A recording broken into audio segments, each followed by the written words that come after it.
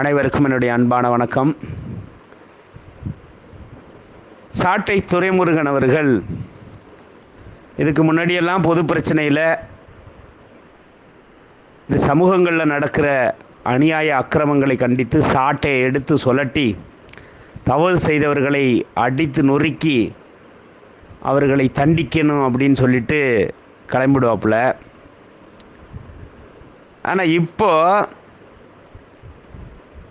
செந்தில் மல்லர் முத்துராமலிங்க தேவர் அவர்களுடைய அந்த பிரச்சனையில் செந்தில் மல்லர் அவர்களை கண்டிக்கிறேன் அப்படிங்கிற பேரில், இல்லை அவரை குறை சொல்கிறேன், அவரை கண்டிக்கிறேன், மக்களுக்கு நீதி சொல்கிறேன் அப்படிங்கிற பேரில் சாட்டையை இவரே எடுத்து அடிச்சுக்கிட்டு குதிக்கிறதுக்கு பஸ் ஸ்டாண்டுக்கு கிளம்பிட்டாப்புல போல். அது மாதிரி தான் கண்ணில் கோபமும் ஆத்திரமும் கோபம் கொப்பளிக்க சாட்டையை எடுத்து அவரே அவர் மேலே அடிச்சுக்கிறார் போல். ஐயோ பாவம். இப்போ நம்ம என்ன சொல்கிறோம்னா, சாட்டை திருமுருகன் அவர்களுக்கு உங்களுடைய குற்றச்சாட்டு என்ன? திரு செந்தில் மல்லர் அவர்கள் ஐயா முத்துராமலிங்கம் தேவர் அவர்களை ஒரு வட்டார தலைவர் என்று ரொம்ப சிறுமைப்படுத்தி குறுக்கி சொல்லிட்டாரு அப்படிங்கிறது தான் உங்களுடைய கோபம். இப்போ நான் என்ன சொல்கிறேன், முத்துராமலிங்கம் தேவர் அவர்கள் தேவரை வழிபடக்கூடிய உறவுகளுக்கு அவர் தெய்வமாகவும் உயரிய தலைவராகவும் அவர் என்னவாகவோ இருந்துட்டு போகட்டும், அல்லது அவர் ஒரு மிகப்பெரிய ஒரு தேசிய தலைவராக இருந்துட்டு போகட்டும், அல்லது இந்திய திருநாட்டின் பிரதமராக இருந்தாருன்னு கூட நீங்கள் சொல்லிட்டு போங்க. ஏன் நீங்கள் ஐநா சபையின் தலைவராக இருந்தாருன்னு கூட நீங்கள் சொல்லிட்டு போங்க. அதில் எங்களுக்கு ஒன்றும் மாற்று கருத்தோ அல்லது கோபமோ பொறாமையோ ஒன்றும் கிடையாது. சரி, சக தமிழ் குடியில் பிறந்த ஒருவர் உலகத் தலைவராக இருந்துட்டு போகட்டும், நாங்கள் கண்டிப்பாக மகிழ்ச்சி அடைவோம். இங்கே என்ன பிரச்சனை அப்படின்னு பார்த்தீங்கன்னா, நீங்கள் முத்துராமலிங்க தேவர் அவர்களே ஒரு உலகத் தலைவராக சொன்னாலும் அதை ஏற்றுக்கொண்டு அதை ஆமோதித்து உங்களுடன் நாங்களும் சேர்ந்து ஐயா முத்துராமலிங்கம் தேவர் அவர்களை வழிபடுவதற்கு தயாராக இருக்கிறோம். உங்களைப் போல நாங்களும் ஐயா முத்துராமலிங்க தேவர் அவர்களின் பிறந்த நாள் இறந்த நாளை குருபூஜையாக குருவிழாவாக நாங்கள் கொண்டாடுவதற்கு தயாராக இருக்கிறோம். எப்போ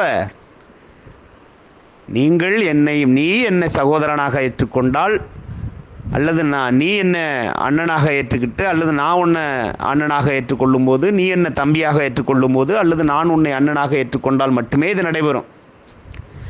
அதை விட்டுட்டு நீ ஏதோ பெரிய ஆண்ட பரம்பரை மாதிரியும், அல்லது நீ வானத்திலேருந்து நேராக கோபுரத்தில் இறங்கின மாதிரியும், நாங்கள் எல்லாம் ஏதோ தெருவில் கிடந்த மாதிரியும், நாங்கள் எல்லாம் ஏதோ உங்களுக்கு அடிமை மாதிரியே நீங்கள் தலகணத்தோட ஜாதிய திமிரோட சாதிய வெறியோடு நீங்கள் பேசுனீங்கன்னா, நாங்கள் உங்களுடைய முத்துராமலிங்க தேவரை ஒரு அண்ணன் செந்தில் மல்லராவது ஒரு வட்டார தலைவர்னு சொல்லி முடித்தார். இப்போ நாங்கள் அதை கூட கொடுக்க மாட்டோம், அதை கூட சொல்ல மாட்டோம். இதுதான் யதார்த்தமான உண்மை. எங்களுக்கு ஐயா முத்துராமலிங்க தேவர் அவர்கள் மீது எந்த விதமான தனிப்பட்ட காழ்ப்புணர்ச்சியே ஒன்றும் கிடையாது.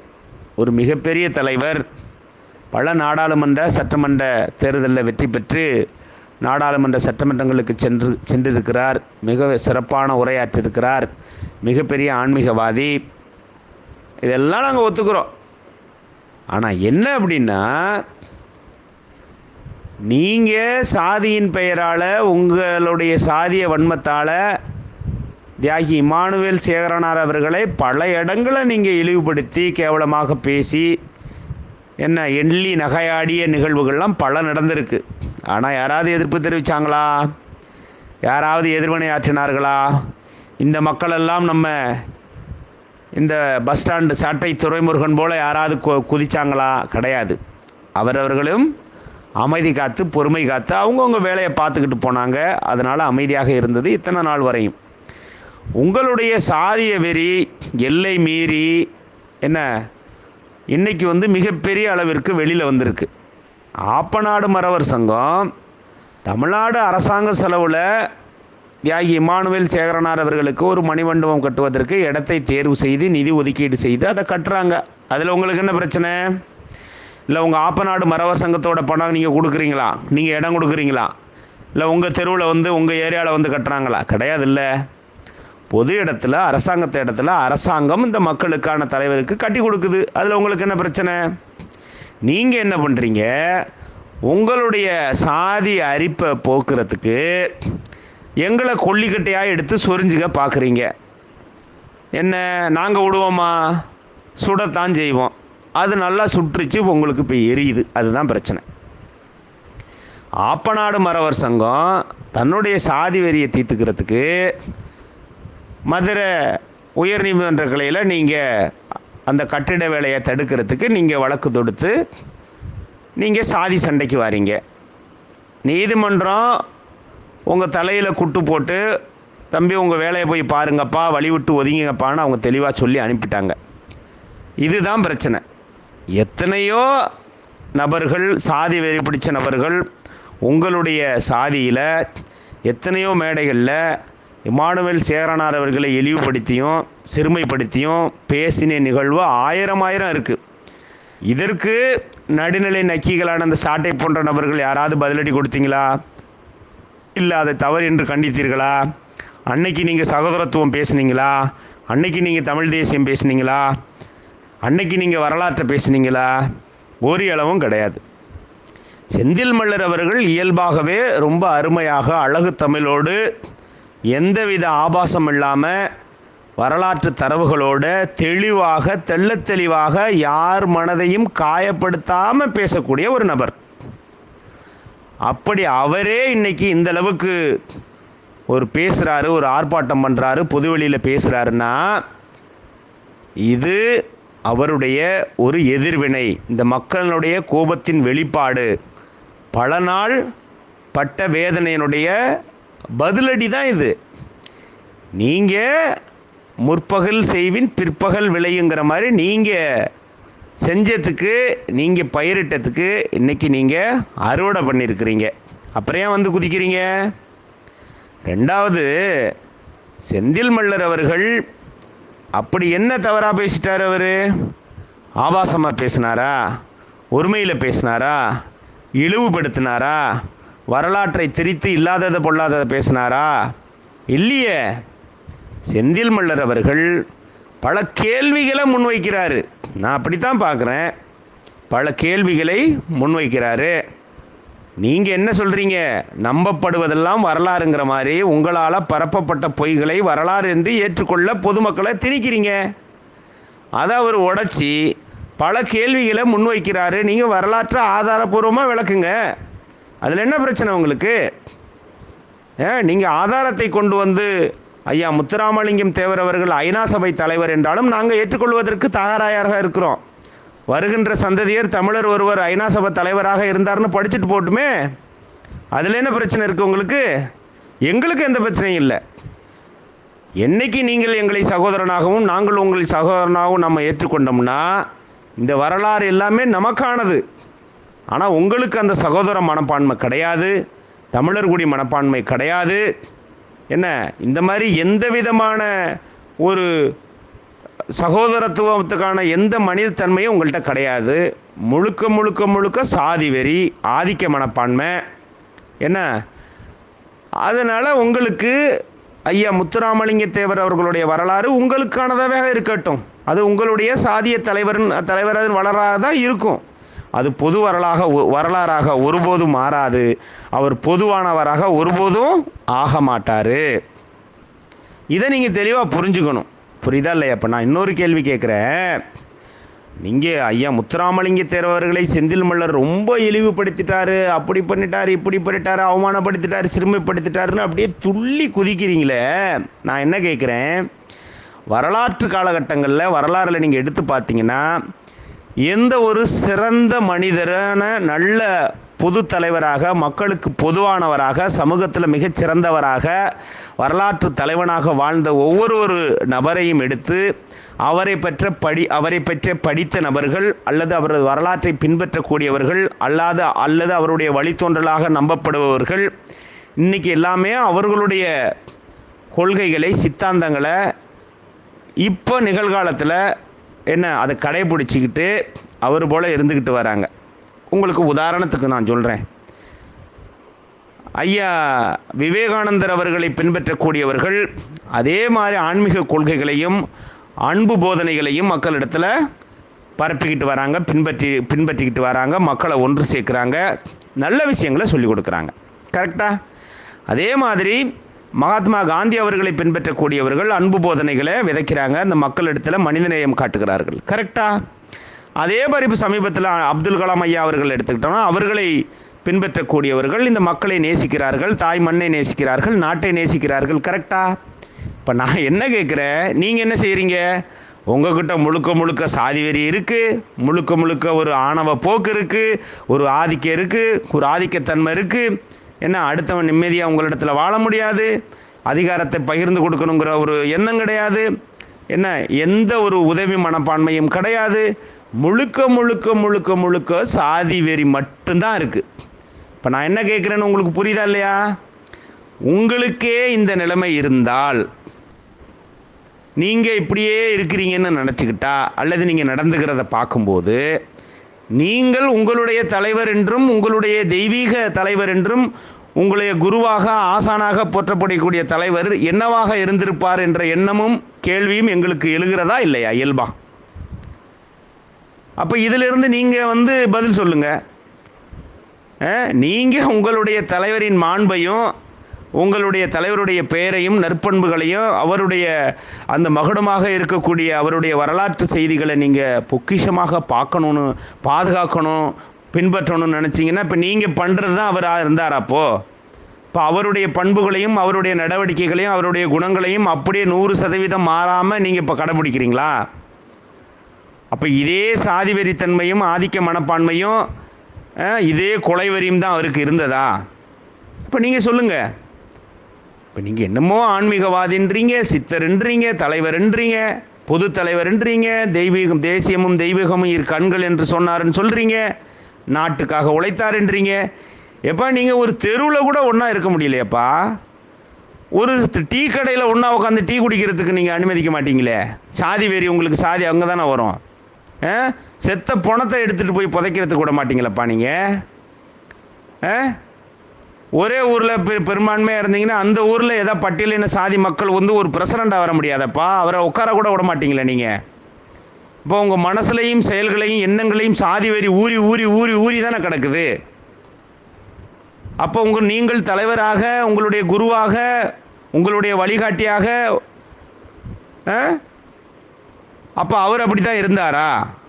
அதனுடைய பண்பும் அதனுடைய வெளிப்பாடும் தான் நீங்களா? அப்போ இதிலேருந்து என்ன புரிஞ்சுக்கிறீங்க நீங்கள்?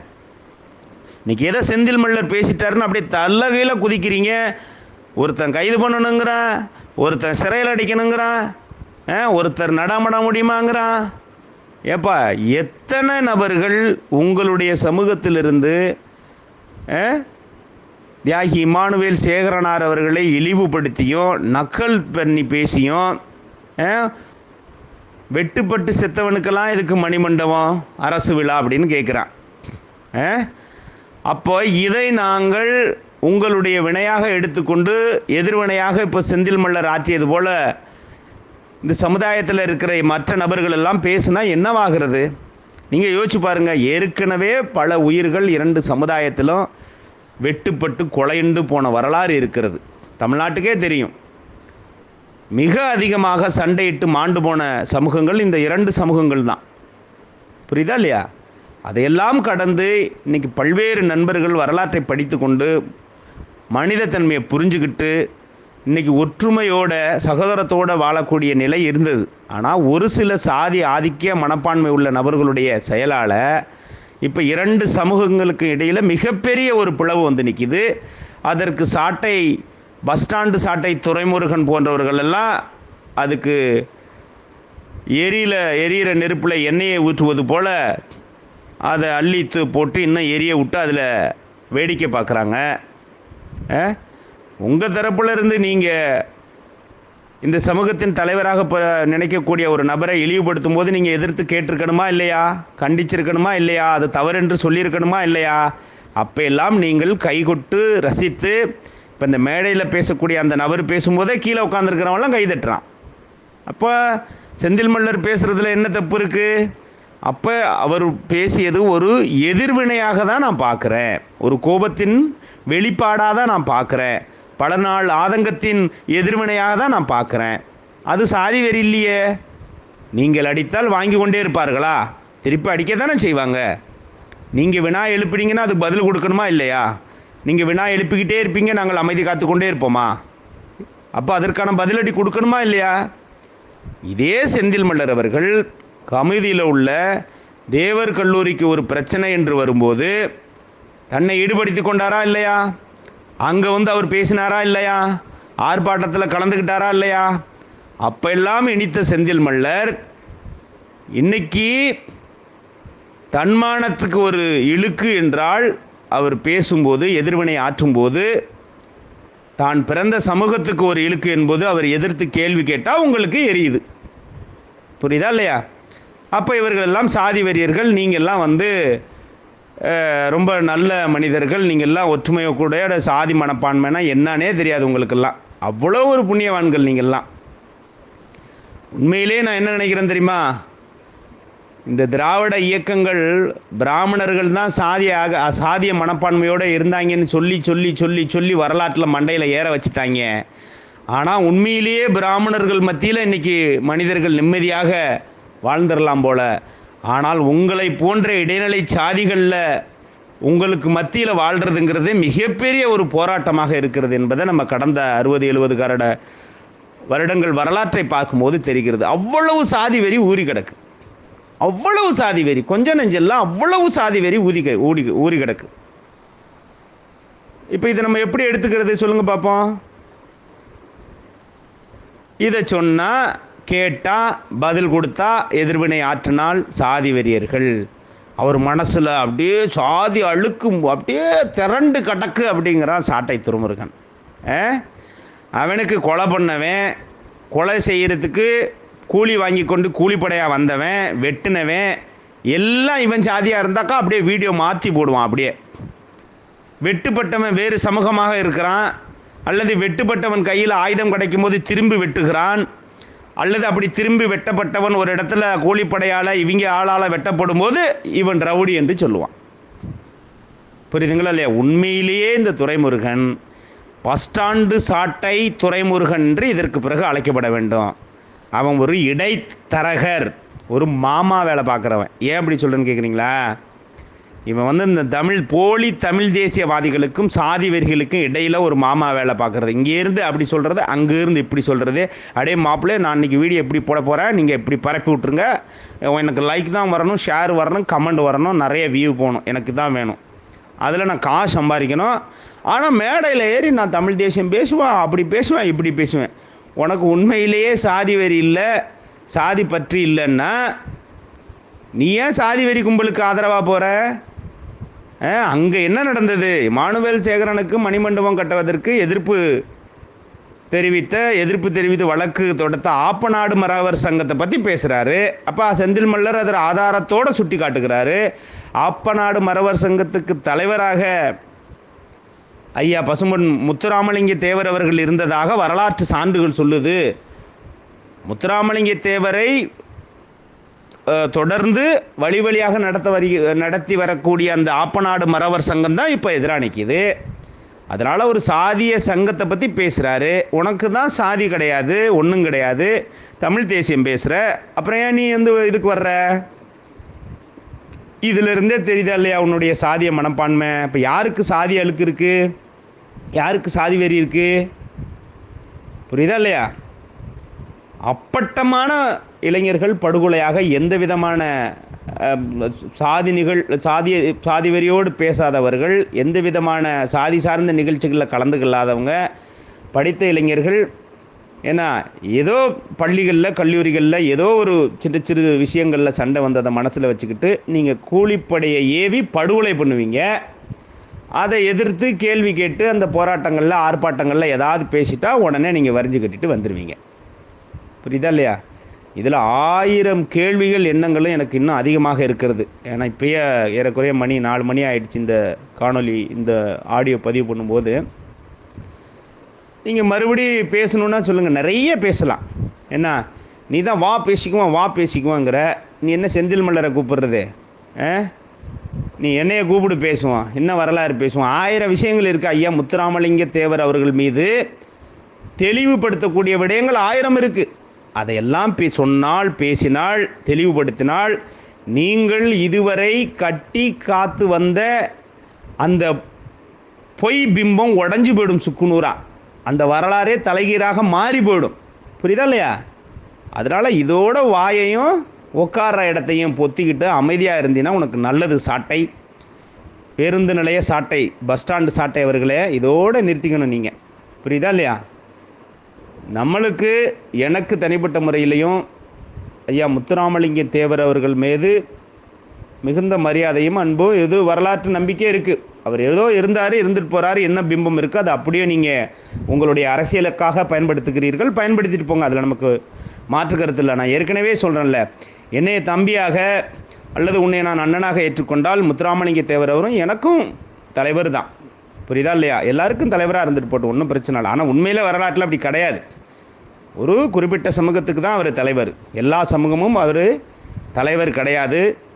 ஒரு ஐயா காமராஜர் போல், புரியுதா, ஒரு நேரு போல், நேதாஜி போல் எல்லாருக்குமான தலைவர் கிடையாது. ஒரு குறிப்பிட்ட சாதி மக்களுக்கு தான் தலைவர். இன்றைக்கி எல்லா இடத்துலையும் அது பொது தலைவராக நீங்கள் உருவாக்கம் செய்யப்பட்டு அதை பரப்பிக்கிட்டு வரீங்க. பரவாயில்ல, அரசியலுக்காக பயன்படுத்திங்க, பண்ணிட்டு போங்க, அதில் ஒன்றும் பிரச்சனை கிடையாது நமக்கு.